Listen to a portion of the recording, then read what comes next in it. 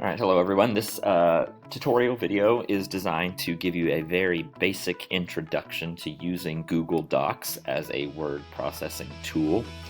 Um, if you are more familiar with Microsoft Word as your common word processor, I think you're going to find that Google Docs is pretty easy to learn.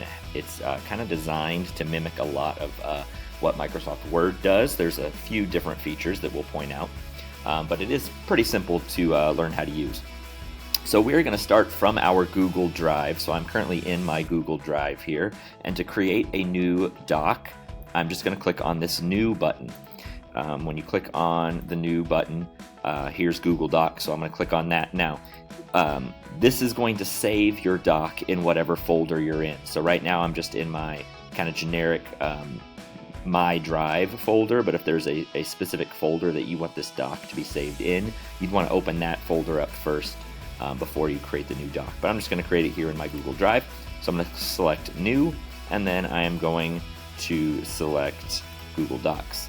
So this is going to open a new doc in a new window. You'll notice up here is where you can give your doc a title. They default to Untitled Document. And if you don't name it something, it will be called Untitled Document in your drive. So I'm just going to call this Tutorial, and now that's the title of my doc.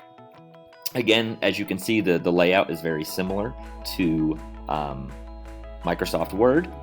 So this is our text and how we can edit our text.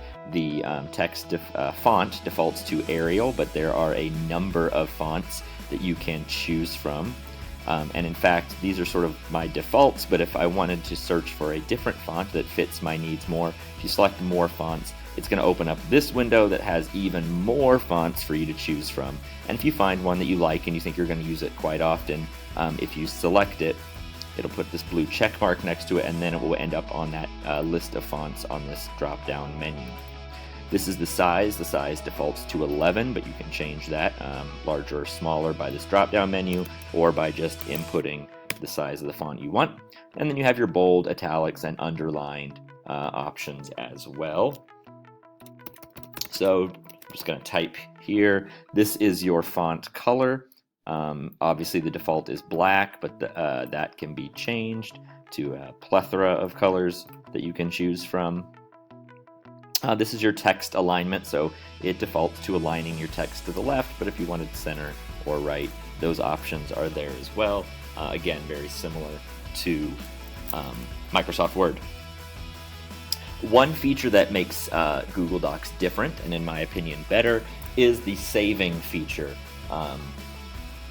Google Docs save automatically. There's nowhere on this screen that you're going to find a save button. As you can see here, all changes saved in Drive. Anytime I change something on my document, it's saving constantly. So this is already being saved in my Google Drive. On Microsoft Word, you'd have to go to File and find the Save button and save it.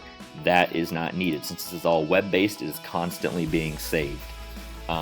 So if I were to close out this window, you'll notice I never hit a Save button anywhere. If I close that out, I'm back to my Google Drive. Here is the tutorial Google Doc that I just created, and it's right there. So your students never have to worry about forgetting to hit the Save button or saving it to some kind of USB drive and forgetting the drive at home. It's automatically saving into their Google Drive as they work. So that's one nice feature that I like a lot. Something else that I can show you similar to other word processing softwares is that you can insert a number of things, charts, graphs, whatever. You can insert images. If you wanted an image in your Google Doc, you would just select Insert,